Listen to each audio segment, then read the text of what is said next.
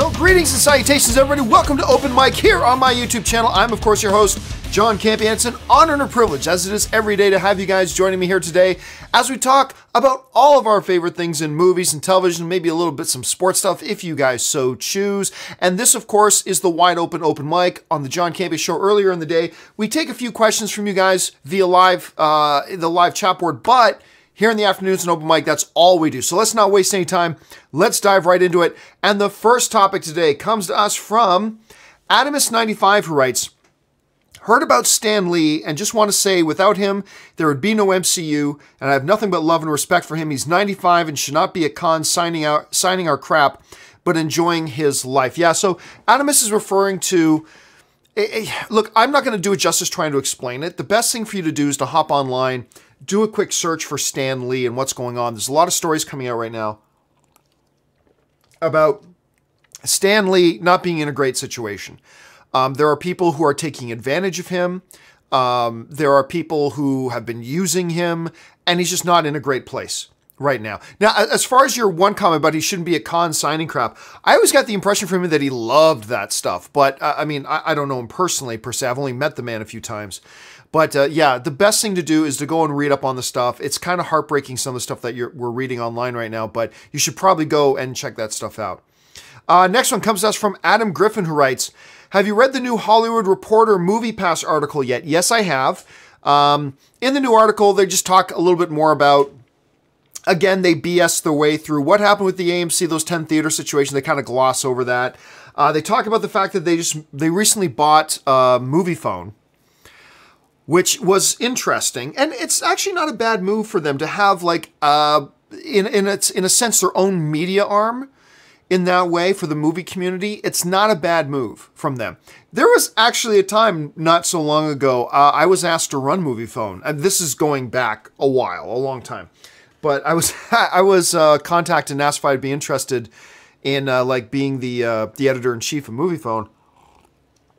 And obviously something I didn't end up doing or end up pursuing, but still, and that was, like I said, ages ago. But anyway, it's an interesting move for them. So if you want to look it up, get all the details. I'm not going to go into it ad nauseum here, but it's on the Hollywood Reporter. Just do a quick Google search for Movie Pass, Hollywood Reporter, and it should be the first thing that comes up if you want to see more information about their interview and stuff. Nothing ground-shaking came out of it. I just thought it was kind of an interesting article. Luna Comics writes, did you get my email about the Rogues? I don't know, maybe. I mean, that's not enough details. And quite honestly, Luna, best thing is not to use open mic as a chance to send like asking personal, like, hey, did you get my email? Email me. Email me and talk to me about that stuff there, man. James Belanco writes, have you seen the classic Hotel Rwanda with Don Cheadle? Yeah, I don't know if I'd call it classic, but I love that movie. With Don Cheadle, before I loved the movie, but I couldn't watch it again. It's so sad. I mean, it's a powerful film.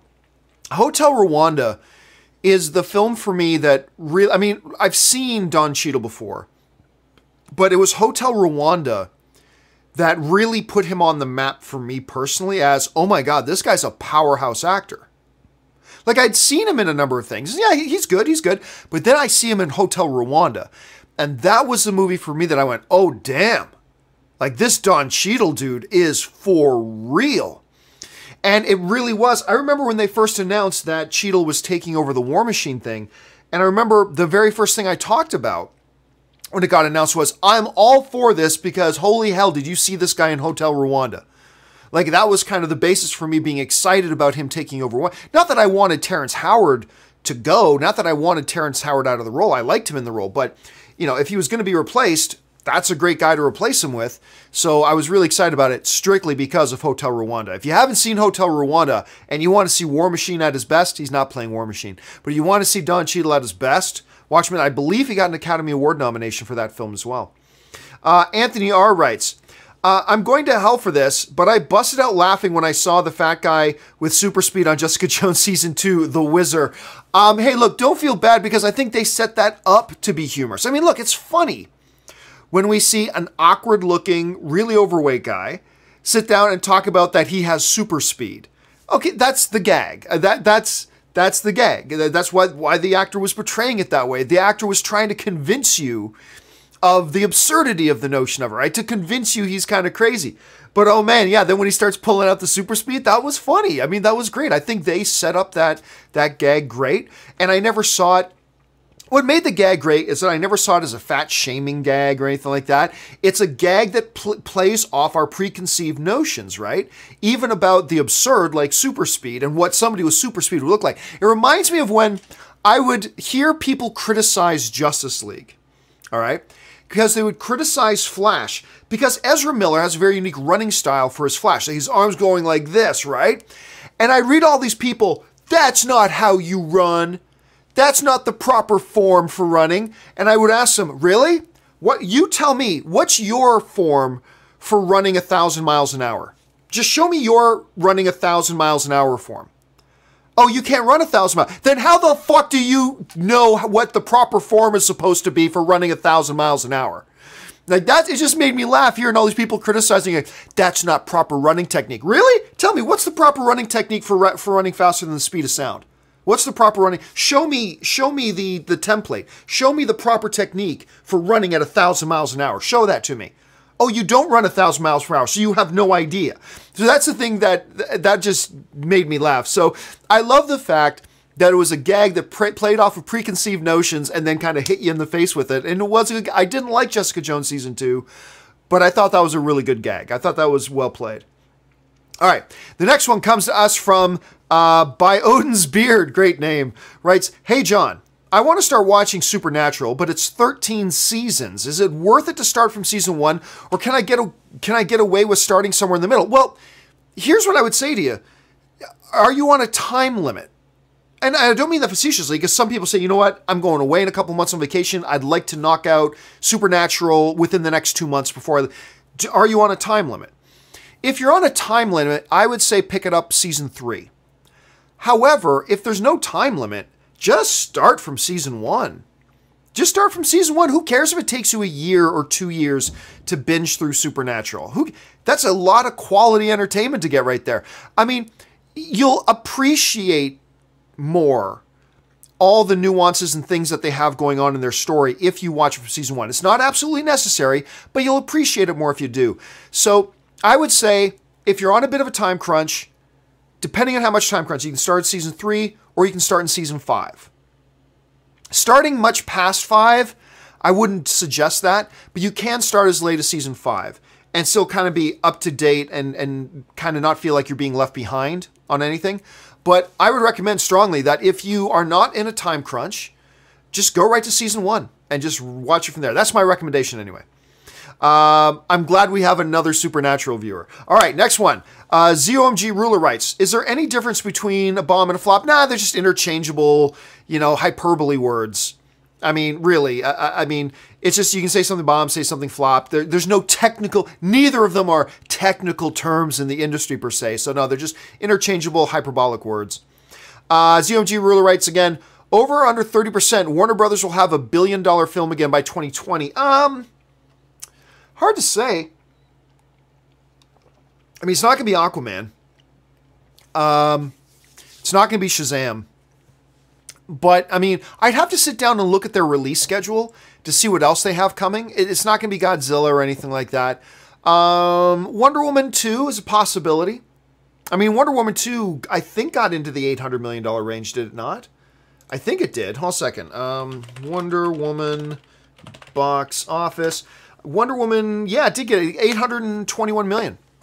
So it's not a super far stretch to see it getting to $1 billion. I mean, what's working against it is that the movie that came out after Wonder Woman that had Wonder Woman in it took a nosedive as far as box office totals go. So, I mean, we'll have to wait and see. But again, it's too difficult to say when I don't have a full listing of Warner Brothers' release schedule in front of me. 30% is an interesting number, so I'll go over 30. I'll say the number's between 30 and 35, so I'll take the over on 30. KHK Productions writes, "In your experience, have any big set pieces been so fun that they've saved an otherwise terrible movie? For me, the aviary and river scenes for Jurassic 3 are fun enough to save the movie." I don't know. I don't think there's any... I don't think there's any way for one sequence to save a movie. You know, if the movie's already okay and that one sequence pushes it over the edge to being good, sure. But if you've got a bad movie, one sequence isn't going to make it a good movie. And one sequence for me wouldn't take me from going, oh, I don't recommend that, to yes, I recommend that. You know what I'm saying? I mean, it all depends. Like, for instance, I put up my review of Rampage earlier today, and like the third act of that film makes the movie. But that's not one sequence. That's not one 3-minute scene. That's like an entire half-hour chunk of the movie. You know what I'm saying? So it all depends on how you work out your terminologies. But for me, nah, nothing takes an unwatchable movie and then just one 3 or 4 minute scene changes it from an unwatchable movie to a watchable movie. I can't really think of any off the top of my head that do that for me personally. Clearly, there's one or two for you, which is great. I just can't think of any that have done that for myself. All right, next question comes to us from Adam Griffin, who writes, do you play HQ Trivia? The Rock hosted today. You know what's funny? I had never even heard of HQ Trivia. Then a couple of weeks, my buddy Soul was over here. And you've seen, I've had Soul on the show before. Soul is the executive vice president over at Fine Brothers. Anyway, he was over and he starts saying, hey, are you guys playing HQ Trivia? And we're like, no. So Ann has played a couple of times since then. But yeah, I saw the Rock tweeted out today that he was hosting it, and that like first prize today was like $300,000 or something like that. That is nutty. I mean, it's a brilliant concept. The whole HQ Trivia thing is a brilliant concept, and it was really cool. It's a testament to how popular it is with the fact that you can get The Rock to come on there and host it, which is kind of neat. All right, HKH Productions writes, what is your favorite Stan Winston creation? Hands down, the Xenomorphs from Alien series for me. It's close. Clearly, I have an appreciation for the Xenomorphs. As I, you know, let me see if I can get this guy here. I knocked over the flash. 1 second. I mean, clearly, I have a big appreciation for the Xenomorph. I mean, this is one of my favorite pieces that I have. This guy is amazing. And his mouth opens and although I can't remember, his mouth opens and, I can't remember where, here it is. Hold on a second. Can you see that? The little inside mouth comes out. Oh, I love this guy. I'm just gonna put him right down here. So clearly I have a big appreciation for the Xenomorphs. That much is obvious. But, hold on a second here. Just gonna reset. So clearly I love the Xenomorphs, and they are absolutely wonderful to have. Yeah, somebody's saying in the chat board, I think Warner Brothers DC is gaining control of John Campea's live streaming. But for me, I think I'm gonna go Predator. I think I'm gonna go Predator. Predator for me would probably be the one that stands out the most to me. And that I think I like that one the most. I mean, obviously the Xenomorphs are completely iconic. His tail is so long, I gotta be careful. I think I'm gonna bump it. The Xenomorph, for me, is fantastic, absolutely, but I might actually go the Predator on that one. Okay, let's see. Edmund Zippo writes, Ready Player One yesterday, Hostiles today, both very good. Oh yeah, Hostiles is really good. I mean, I was a little late on the Hostiles train. I saw it like a couple of days after it came out.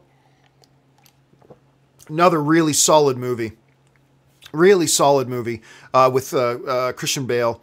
But Ready Player One, yeah, fantastic. So you're on a good streak. That's a good back-to-back header there, right there, Edmund.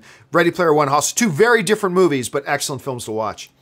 Let's see. Rodrigo Ortiz writes, where'd it go? I'll admit the first Cobra Kai teaser looked cheap and lame, but these recent teasers and trailers have piqued my interest. YouTube Red may have something. I don't know. Like, I'll be honest with you. For me, none of the teasers for first of all, look, I'm fascinated by the concept of this, right? The concept of them going back to Karate Kid, now revisiting Johnny and Daniel, like years later as they're in a different stage of their lives. The concept is great. However, for me, the teasers have not really done it. And I don't find myself excited to watch this. Now, I've got some other friends who have talked about it, and they are very excited about it, and that's cool. And I think they're onto something here. I think it could work, but I'm just saying the teasers themselves haven't done a lot for me personally. All right, next one comes to us from the number Thor, who writes, what monster would win in a fight? George from Rampage, or Peter Jackson's King Kong? Your thoughts? Well, it's interesting that you specified Peter Jackson's King Kong, because Peter Jackson's King Kong is significantly smaller than the newest incarnation of King Kong. Like the Kong from Kong Skull Island is much, much, much, much, much bigger than Peter Jackson's King Kong. So I would think that King Kong and George are probably roughly the same size. I will go that George from Rampage, because while Kong is a natural creature, George is like a byproduct of a scientific experiment that is also meant to heighten reflexes, agility, and strength. So since he will have heightened strength, I think that would probably give George the advantage over Kong. So again, it's all up to whoever writes it, but I think George has the advantage there. Okay, Rodrigo Ortiz writes, saw A Quiet Place last night, and wow, I know it wouldn't really make sense for a sequel, but what about a prequel? Maybe something for Netflix. Thoughts? Hate the idea. Hate the idea. I hate the notion. One of the things I like so much about Quiet Place, and by the way, this is a minor background spoiler. This is a background spoiler I'm about to say for Quiet Place. This doesn't reveal anything that's later on in the film. I'm about to give a little bit of a background spoiler. So pause, mute your computer for the next 10 seconds, okay? Ready, and go. One of the things I loved about Quiet Place was that it didn't feel the need to explain everything. Explain what are these monsters, where'd they come from, all that kind of stuff. And I like that they didn't do that because it kept the focus on the family. It's a family. It's a story about love and loyalty and parents and their children. That's what the movie's about. And to go back and do some kind of a prequel to get into the origins of the monster, to me, that ruins it. So personally, I don't like the idea. I'm sure there are probably a lot of people watching this that love the idea. Personally, I don't. And we're back. So you can unmute. We're back. You can unmute now. Okay, here we go. The number Thor writes, my ultimate superhero dream matches. Who wins in your opinion? Okay, look, I'm just going to answer you right now. Whoever the writer is. It depends on who the writer is. The writer will decide who wins. If it was up to me, okay, I don't know. I don't care. Batman vs. Captain America is always Batman. Hellboy versus Blade, Hellboy. Optimus Prime versus Iron Man, Optimus Prime. Deadpool versus Deathstroke, Deadpool can't die, so Deadpool. Hulk versus Doomsday, Hulk. There we go. But that's all irrelevant because really it doesn't matter. It's whoever the writer is at the time, whoever the writer says wins. Styler Manu writes, we're all assuming the tentacles in the Solo trailer belong to purgils, that's the space whales. I wish they could be scaraphites, space jellyfish featured in Star Wars comics. I'm not going to lie to you, Styler Manu, they both sound fucking ridiculous to me. I don't read the Star Wars comics, so I really don't care. And as far as space whales, I hate space whales. I don't even like the fact that they got a giant tentacle monster in space. That, I'm already signed. I know I may end up loving Star Wars Solo, but even if I love it, I know I'm going to hate that scene because it's got a giant tentacle monster. So I'm out as far as that scene goes. I mean, look, I hate the fact that they had to make Iron Man Jr.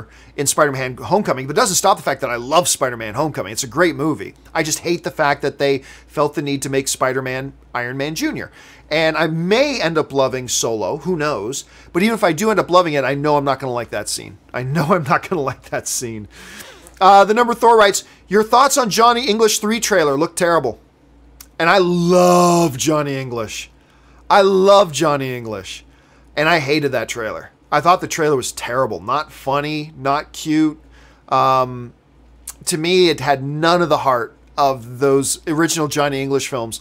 I didn't like it. Now, who knows? The movie may be fantastic. We see tons of movies that have great trailers. They turn out to be bad movies. We see bad trailers that turn out to be good movies. Sure, I'm still looking forward to seeing it, but I thought the trailer was terrible, to be honest with you. Styler Manor writes, will the Solo movie reunite Chewie, Mala, and Lumpy? First of all, okay, so we see the scene where Chewie's hugging the other Wookiee. A lot of people making the assumption that that's Mala, his wife, from Star Wars, The Christmas Special. And there is nothing to suggest that that's the case. Maybe it is. Maybe it's a way of Ron Howard, and before Ron Howard, maybe Lord and Miller wanted to give a little wink to the Star Wars Christmas Special. That's possible. Although they had to have known that would piss off George Lucas. I don't know that they would do anything to intentionally piss off George Lucas. But who knows? Maybe they had George's permission. Maybe Ron Howard gave his buddy George a call, because Ron Howard knows George, has known George for decades and decades and decades. Maybe he called George, say, George, I want to do this little thing in here. What do you think about that? Sure, Ron, go ahead and do it. So I do a terrible George Lucas. Maybe that's the case. And if so, could Lumpy appear? The little Chewbacca, could Lumpy appear? Who knows? But we'll have to wait and see. I don't think there's any connection to the Star Wars holiday special, to be honest with you. All right, Mike Zambrano writes, I'm going to see Infinity War multiple times. First time at AMC Prime. Awesome, good choice. Per your recommendation. Hope it's as good as Galaxy Theater DFX laser projection, which I love. I'll be honest with you, I've never even heard of Galaxy Theater, so I don't know where that is, so I certainly don't know what their DFX is. But a laser projection is great. The great thing about the AMC Prime, at least the vast majority of them have the Dolby dual laser projection system. It's a dual laser system. Gives you the richest colors, deepest black, it's brightest whites. It's just the most incredible image you've ever seen projected. I think you're going to have a really good time. I think you're going to have a really good time. Number one, with the movie, and number two, with the movie experience being in that theater. So, yeah, let me know what you think about it. Trevor Johnson writes, I know it's not your favorite, John, but damn, the season finale of Legends of Tomorrow was amazing and totally proves that the show is a comedy. I love it. I hated it. I hated it. I'm glad you liked it. I'm glad you liked it. There's something intrinsically special about Legends of Tomorrow, that they can do really silly stuff. The show is set up in such a way that they can try really ridiculous stuff. Like even stuff that's more ridiculous than what you could do on Flash, or what you could do on Arrow, or what you could do on Agents of S.H.I.E.L.D., or what you could do on any of these other superhero shows. However, sometimes it's too much. And to me, this whole thing about, oh look, they brought back Blackbeard and Caesar and one of the Viking queens. Oh, like that was stupid. And then the whole Bebo thing was stupid. And I wanted to like it. I think the whole thing about Malice, about the Malice thing being the whole big baddie of the season, I thought it was a good idea. I didn't like its culmination, and I didn't like the fact that ultimately the big thing that stops the bad guy is something they don't even discover until the final episode. So to me, that was like, oh, so all the other episodes were pointless. Yeah, I didn't like it. I'm glad you did, and I'm sure there are other people who did too, but to me, I was really disappointed in it. And here's what I'd say. I don't know if I'm going to watch Legends next season, but I do know this. If that wasn't the season finale, and there was another episode of Legends of Tomorrow next week, I wouldn't be watching. Maybe as, the next number of months pass, maybe I'll get over my disappointment with the season finale, and maybe I'll watch it again when it comes back. But I can tell you this, if it was on again next week, and there was another episode next week, I wouldn't watch. I'd be tuning out. So that's how much I disliked it, unfortunately. But I'm glad you liked it, man. That's important. All right. Texas Reaper 92 writes, are they really cutting 30 minutes of Thanos' backstory from Infinity War? I'm not really certain why they would do it, and I wouldn't mind a 3-hour movie. Okay, that's great, Texas, but there are many people who would mind a 3-hour movie. I mean, maybe everybody online says, oh, I'd love it, but the reality is there are lots of people who would see a 3-hour runtime, and they're not going to the movie theater. That's just the reality. That's great that you would like it, but it would piss a lot of people off. And secondly, how do you... This is the thing. And you're guilty of this right now. I'm guilty of this all the time. Everybody is guilty of this from time to time. We all do it. This is something we all do, including me. All right? So this is me preaching to my own choir here a little bit. But it's funny when we see film fans, even when they're us and ourselves, making judgments about things they know nothing about. For all you know, okay, first of all, we don't know if they really cut out 30 minutes of Thanos' backstory. And if they did, maybe it was total shit. Maybe it was total shit. And they say, you know what? The movie doesn't need this, and we cut it out. So you're saying, why would they do this? Well, here's why they would do it, because they decided it was to make a better movie. It's what was best for the movie. That's why they did it. And you can't disagree with them because you have no idea, and I have no idea. You and I together can sit here, we can put our heads together and theorize all we want, but the reality is, you and I together don't know shit about whatever it was, if there was even anything in the first place. How could they take out 30 minutes of Thanos' backstory? Because maybe it was crap and it made the movie worse. You ever think of that? And it's something that we all do. I know I do it. I do it. So let me be the first one to admit I drive myself which really frustrates me when I realize later that that's exactly what I did, and it's frustrating to me. But yeah, it's like, so you're asking, I'm not really certain why they would do it. Well, because they obviously felt it makes the movie better. And since they know 5,000 times better than you do or I do, I'll give them the benefit of the doubt. Now, we'll watch the movie and we'll decide for ourselves if we think it worked or not. But until we see the movie, we really got nothing to go on here. So number one, we have no idea if that rumor is true, that they cut 30 minutes of Thanos' backstory. I have no idea if that's true or not. Maybe it is true, maybe it's not. But asking, well, I have no idea why they would do that. Well, it's clear why they would do that, because they felt it makes the movie better by doing it that. They felt that this structure of a movie in this way, adding this, taking out that, whatever, this is what makes the movie the best experience possible.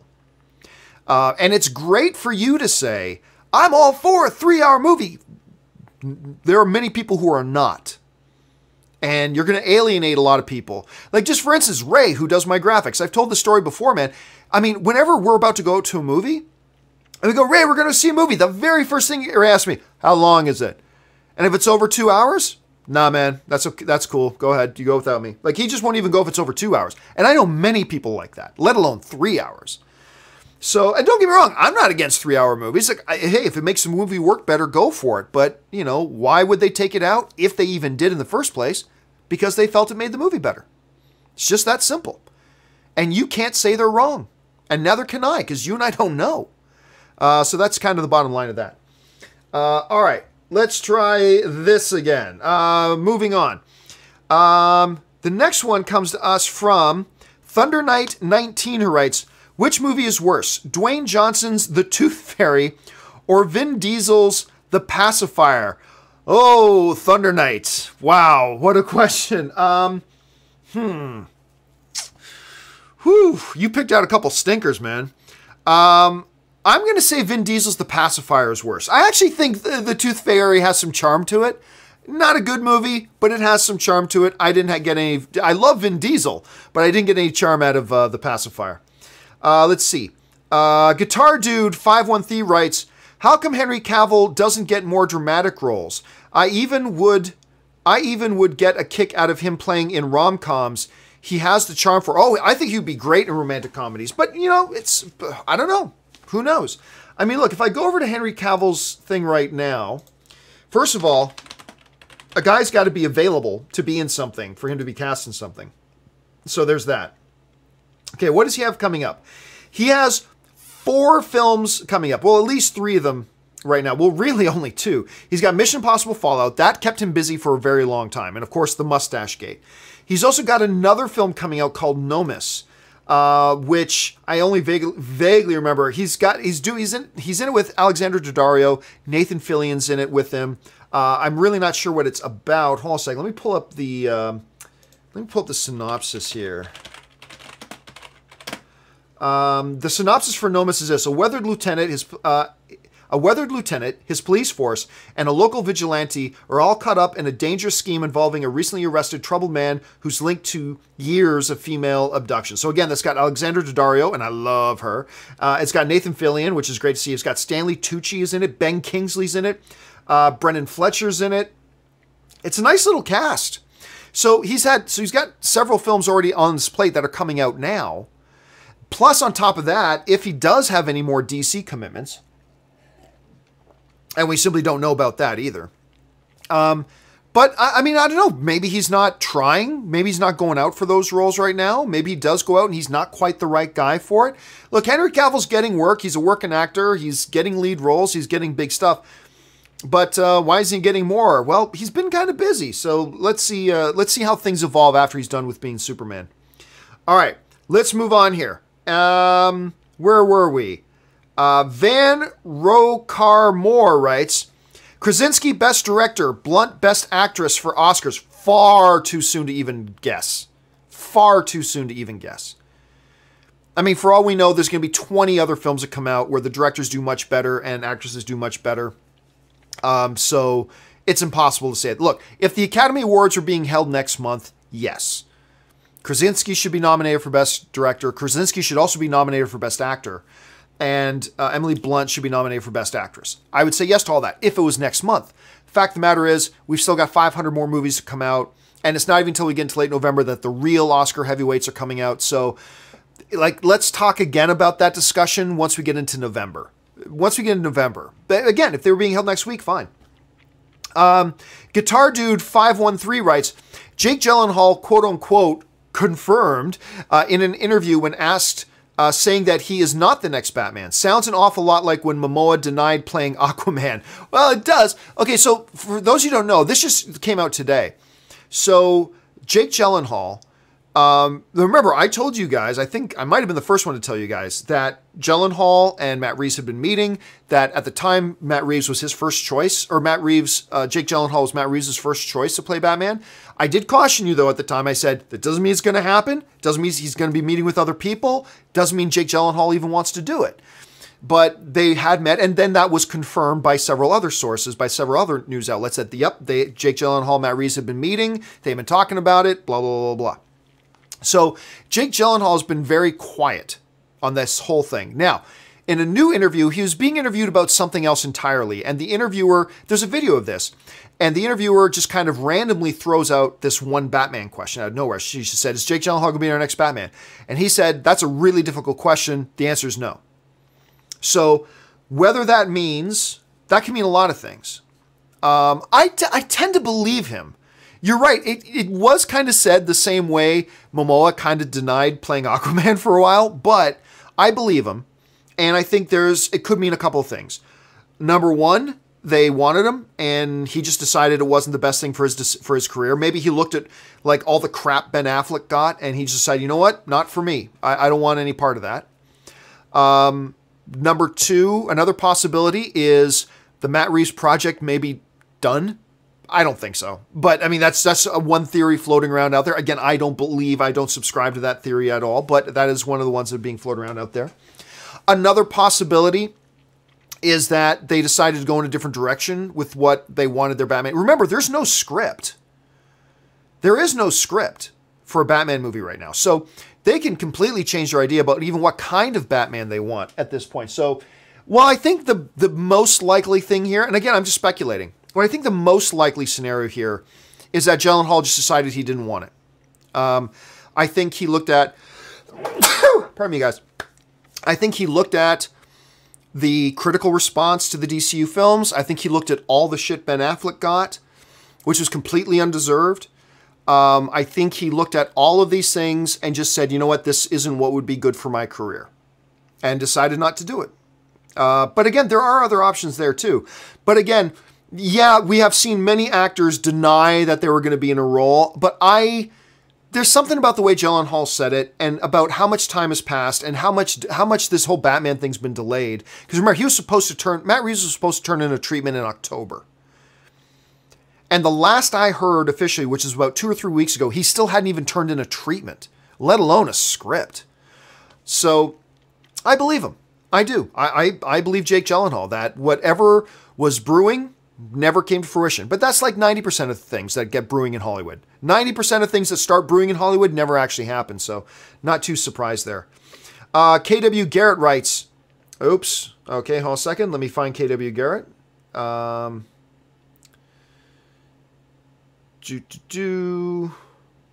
Sorry, I will find it. There we go. KW Garrett writes, theory, at the end of Avengers 4, Stark wakes up in an Afghan cave in 2008. Turns out all 18 MCU movies were in elaborate dreams during a coma. Bob Newhart style. That's a deep cut, KW. Back to the whole Bob Newhart thing. So for those of you who don't know what he's talking about, the Bob Newhart thing, it was one of the most kind of surprising things I've ever done. So Bob Newhart had I can't remember the exact name of the show, but he had the Bob Newhart show back in the 70s or something like that, right? 60s or 70s, something.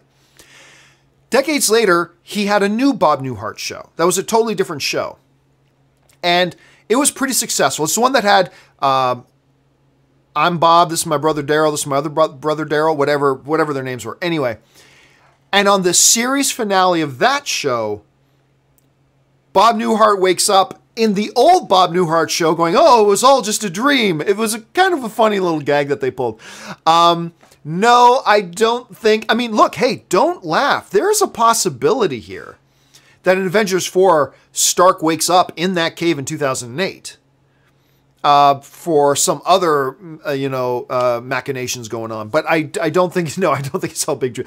Oh, but oh my God, can you imagine how pissed off everybody would be if they did that? How could Marvel sink itself in one swoop? Have Robert Downey Jr. wake up in the cave going, oh, that was all a dream, a big elaborate dream. Yeah, that would, how to sink the MCU in one move. That would be hilarious. Manuel Fernandez writes, thoughts on the set photos for Team Titans showing Starfire, Beast Boy, and Raven. They look awful. Look stupid. However, it's out of context. So I'm not going to get too worked up. Now, when they first released that first official image for Robin, I love that image. That image looked great. That was a great costume they had on him. Looks wonderful. These ones look like a joke. However, they're out of context. Maybe once you see them in context, they'll have a much better flavor. But my honest opinion is looking at those images, thought, well, those look stupid. Those look like really cheap Walmart bought Halloween costumes. That's what it looks like to me. But again, totally out of context. So let's wait and see actual production images. Let's see. The number Thor writes, with the TV Flash and the DCU Flash being both around at the same time, I know Henry is Superman in the DCU, but could we get a Superman TV show with the guy from Supergirl? I love his portrayal. I hate his portrayal. Well, let me back that up. What's his name? Holcomb or something is the name of the actor who plays Superman in Supergirl. I hate that Superman. I don't hate the actor. I hate that Superman. The only reason they brought Superman into Supergirl was to make him Supergirl's bitch. In professional wrestling terms, it's called putting somebody over. Like if I went in to wrestle Hulk Hogan, it's not to beat Hulk Hogan. My job in there is to make Hulk Hogan look good. I'm a jobber who was sent in there to put over Hulk Hogan. So that's kind of like wrestling terminology. And I remember when they first announced that they were bringing Superman into Supergirl, my big reservation was, I'm only nervous that they're simply bringing in Superman to job to Supergirl and put Supergirl over. And Superman is fucking Superman. You treat that character with fucking reverence and respect. That character. Superman is the king of the DC universe. And maybe King 1 and Batman's King 1A, I don't know, whatever you want to do. But Superman is the superhero. He's the ultimate superhero. And I remember getting worked up, even just thinking about it, saying, I'm just so nervous. The only reason they're bringing in Superman is to job for Supergirl and to put over Supergirl. And so I started watching the series. I started binging it. And sure enough, that's all he was there for.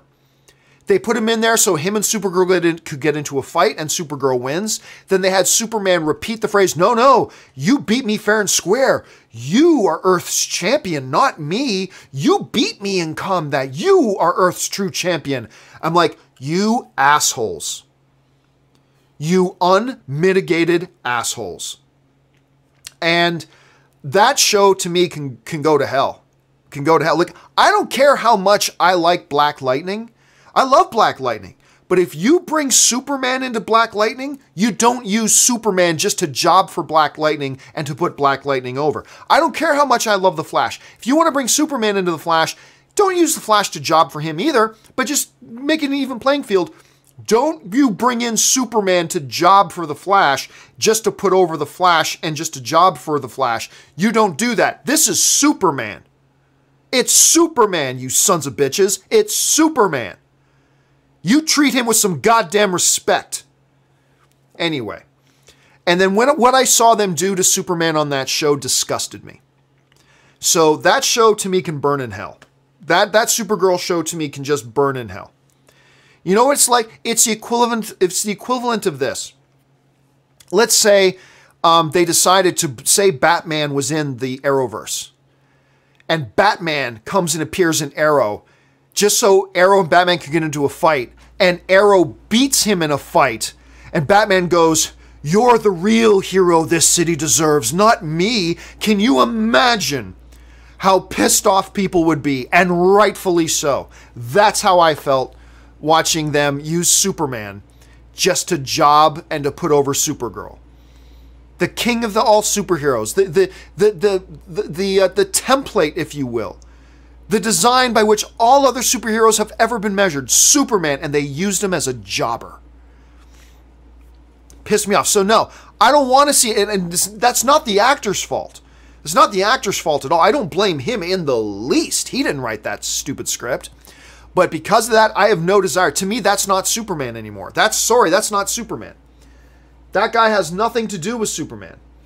So no, that whole character can burn in hell. That whole show can burn in hell, as far as I'm concerned. I am not interested in that iteration of Superman anymore. So no, sorry guys, I went off a big giant rant about that. My apologies. Darth Impact writes, from yesterday, Running Scared came out in 1986 with Gregory Hines and Billy Crystal, and Jimmy Smits was in it too. Oh, that's Jimmy Smits was in it. That's right. Yeah. I mean, somebody brought that up, and I'm like, oh my God, like that one with Crystal and Hayes. Like, I hadn't seen that in like decades. I still have hardly any. Now that you mentioned Jimmy Smits, I think I remember Jimmy Smits, unless I'm thinking of somebody else. But I think Jimmy Smits was in it. I think I remember that. But I remember nothing else about the movie, like whatsoever. Let's see. Mark Blazer writes, damn, son, sports personalities claim that LeBron James has vibranium in his body. Black Panther has crossed over into sports. I didn't see that. Are some people like claiming LeBron James was vibranium? Dude is like, oh man. I remember I just giggled on the inside when years ago, people would try to debate with me that Kobe Bryant was better than LeBron James. It's like, okay, look, all due respect to Kobe Bryant. He is no LeBron James. LeBron James is ahead of Kobe Bryant in every single statistical category in a year-by-year, age-by-age basis. Like, by the time LeBron was in the league 3 years, he had more points, assists, everything than Kobe did in his first 3 years, and in 4 years, and 5 years, and whatever. And I remember there were people tried so desperately, especially in Los Angeles, tried so desperately to make an argument that Kobe was better than LeBron. And it's funny now, a couple years later, nobody has those discussions anymore. Nobody tries to compare LeBron to Kobe anymore. Now the comparisons are to the great one, Michael Jordan. That's who. Now the comparison is, the question isn't any longer, hey, LeBron or Kobe. Now it's, who is the greatest of all time, LeBron or Michael Jordan? I still think Michael Jordan.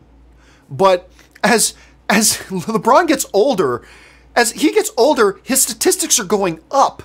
It's crazy. It's one of the most insane things we've ever seen in professional sports. Like, he's getting better as he's getting older, which is nuts. But it's just kind of funny. Nobody has a serious discussion anymore, Kobe or LeBron. We're way past that. Now we're on to Kobe or Michael. That's the real conversation. And we'll have to wait till LeBron's career is over to really tell for sure. I would still take Michael, but I mean, Kobe, you're right. It's like he's got vibranium in his vein. Like, not just attached to his bones. It's like it's in his blood or something. It's crazy. Abraham Asif writes, would you rather see the Leafs win the cup or travel back in time and get that Star Wars movie with Bruce Lee directed by Steven Spielberg? Might surprise you. Leafs win the cup. Leafs win the cup. Now, if you were to say to me, I would have a tougher decision to make if you were to say to me, Leafs win the cup or Star Wars, but if Leafs win the cup, then Star Wars never exists. Then I don't know what to do. Then I'm stuck. But if you're offering me something that Leafs win the cup or get like a what if movie, I'll take Leafs winning the cup. I will take the Leafs winning the cup all day, every day. Let's see. Number Thor writes, just saw Gorillas in the Mist. Oh, I haven't even thought of that movie for ages. So good. And that film is so sad and eye-opening, and I cried man tears during that movie. What are your thoughts? Oh, I love Gorillas in the Mist. I remember I saw it like 2 or 3 times, and then I haven't watched it again for decades. Again, not for decades. I'm wondering, I cannot remember if it got any Academy Award nominations. Let me double check. Like, I know Sigourney Weaver was absolutely amazing in it. Where are my awards at? Where are my awards at? Hold a second. This is going to kill me now. Yeah, it did. It get nominated for 5 Academy Awards, including Sigourney Weaver for Best Actress, Best Screenplay, Best Sound, Best Editing, and Best Original Score. It was phenomenal. Just a phenomenal movie. And it's almost 30 years old. 30 years old, that movie. Just absolutely nuts. Anyway, thanks for bringing that one up, man. Okay, Ben Rayner writes, did you hear that Jennifer Garner, like Canadian film father? Oh, never mind. You don't like celebrity gossip. If you're talking about that little video going around right now of Jennifer Garner, there's this video going around right now online of Jennifer Garner. A few people shared it with me on Twitter, where she's like playing this game where doing, Google predictive text. Like if you type in, where was Jennifer Garner, and then the predictive text thing. So they were playing the predictive text. And one of the things came out being, is Jennifer Garner, and there was a bunch of different answers. And one of them was Canadian. And she said, no, I'm not Canadian, but my dad is. And she was referring to the dude who played her father in Garber is the actor's last name. He played her dad in Alias, and he was also the professor in Legends of Tomorrow. He just recently left this season. He played her dad, and he's Canadian. So that was kind of funny that he mentioned that. Tamus Youssef writes, yeah, you should definitely come to London, mate. We'll get my whole squad to turn up for your meet and greet. Y'all comment if you want to see John in London. Yeah, so somebody brought up London the other day. I said, I've never been there. I've always wanted to go. And I asked, I have no idea how many viewers we have in London. But I asked people, hey, if you live in London or the UK and you'd be interested if I came to London to do like a meet and greet in London, would there be anybody that would show up? So I'll keep that on the table. Okay, Tennis Flado writes, with the TJ Miller latest screw-ups, oh God, we talked about that on the John Campea show today. I feel some people forget that celebrities are regular people with regular problems. Hope for the best for anybody involved. Yeah, and sometimes they're a little bit more, like, sometimes these celebrities face more stresses than you and I do, right? But this whole thing about that bomb threat, a lot of people, and I said this on the John Campea show here today, but it bears repeating. I have seen way too many people try, it was just a little gag. Somebody, this is not an exaggeration, somebody could have gotten killed. That was a situation that could have escalated real badly.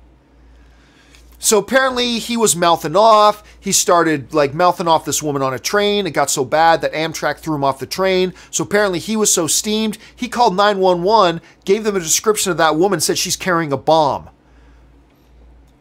So they swarm in, stop the train, get everybody off the train, search. I mean, just imagine how badly that could have gone. In New York City, a town that has got some pretty colorful past with some horrible, horrible things happening there. You don't think people would be on edge? People could have gotten killed from that. That's why it's a crime. It's not just a stupid thing to do. It is a crime because you are putting people's lives at risk. And, it's just another example of TJ Miller acting like an idiot. And I'm a big TJ Miller fan. I love watching this guy perform. I think he is a tremendous entertainer. But all I'm saying is, if I'm a producer, I don't put him in any of my movies because I'm just going to be totally afraid that it's going to be 1 month before a movie comes out and TJ Miller is going to do something stupid. And it's going to totally distract from our movie and cast a bet, put my movie in a compromising position. Blah, blah. I'm just not working with TJ Miller. Not that TJ Miller's ever asked to work with me, but I mean, I would hang out with TJ Miller. I think the dude's hilarious. I think he's entertaining, but look, you got to be able to conduct yourself the right way. And if he's not going to conduct himself the right way, between the assaulting an Uber driver, assaulting a woman in university, calling in bomb threats on a woman he was getting in arguments with, I mean, that's too much. I just wouldn't trust him. I just would not trust him to work with him professionally. So here's hoping he can get his life straightened out because he's doing some really stupid shit. Okay, next one comes to us from Nate Lestrange, who writes, hey, I was pleasantly surprised to hear you mention Noises Off the other day. It's been one of my favorite films for years and never gets brought up. It is a brilliant film, one of my top 2 favorite comedies of all time. Michael Caine, John Ritter, Carol Burnett, Christopher Reeve. The list goes on and on. It's an incredible cast. And such a funny movie. So brilliantly done. If you haven't seen Noises Off, by all means, make sure you check it out. It's totally worth watching. Okay, Matthew Robinson writes, "Hey, John, this week Cinemia launched in Canada. That's awesome. With the support of Cineplex. How bad is this for MoviePass? And do you think it will catch on?" Well, I don't know that it's bad for MoviePass. I mean, I don't know that MoviePass operates in Canada. Do they operate? Does MoviePass operate in Canada? I honestly don't know. I don't know if MoviePass operates in Canada. If they don't, then it's not going to negatively affect MoviePass in any way. That is great news about Cinemia, because now when I go back to visit Canada, I can actually use my damn Cinemia card, which is great. I'm very excited about that. Awesome. And it's really cool that Cineplex has partnered with them to work with them. Cineplex is like the only game in town in Canada. They're not literally the only movie theater chain in Canada, but they're practically the only movie theater chain in Canada. They dominate the space. And you know what? They do a damn good job. Cineplex does a damn good job. And look, if anybody from Cineplex is watching,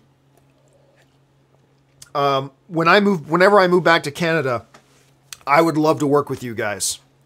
Despite the fact that I have said I never really want to work for corporate overlords again, I have respected for years the way Cineplex treats their customers, the way they do business, the way they try to stay on top of new trends and like trying to make the movie-going experience a better thing for their customers and all that kind of stuff. And they're like any other movie theater chain that make mistakes, but I've really started to become very impressed with them. Every time I go back home and I go to movies there, I'm like always more and more impressed with the whole experience of going to the movies.